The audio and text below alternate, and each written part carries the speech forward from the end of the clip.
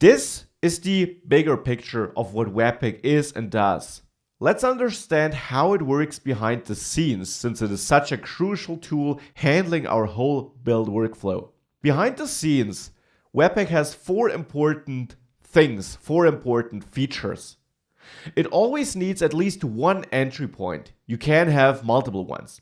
This could be our app.js file, our root JavaScript file, which mounts our React application to the DOM, which calls React DOM render, for example. It needs this file since it then analyzes the dependencies of this file, and the root entry file will have a dependency to another file, which then in turn has more dependencies. So Webpack can build up a dependency graph starting with that root entry file. So it can understand which files make up our application if we give it our entry file.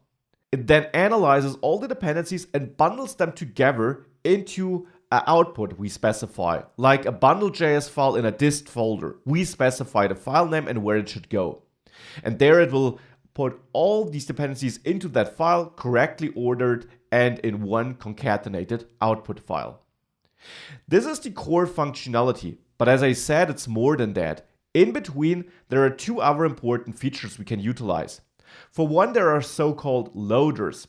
Loaders are applied on a per file level. So we can, for example, say all JavaScript files should get handled by loader X. All CSS files should get handled by loader Y.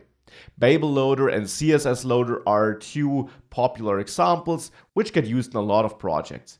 So loaders are file dependent or apply file dependent transformations.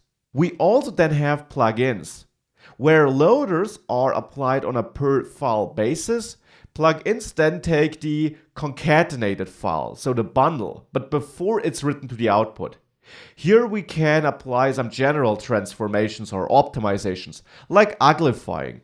So this is on a global level and happens after the loaders did their job. This is how Webpack works, what it does behind the scenes. And this is all set up in a Webpack configuration file, which we will set up together in this module. So without further ado, let's dive into building our own project setup.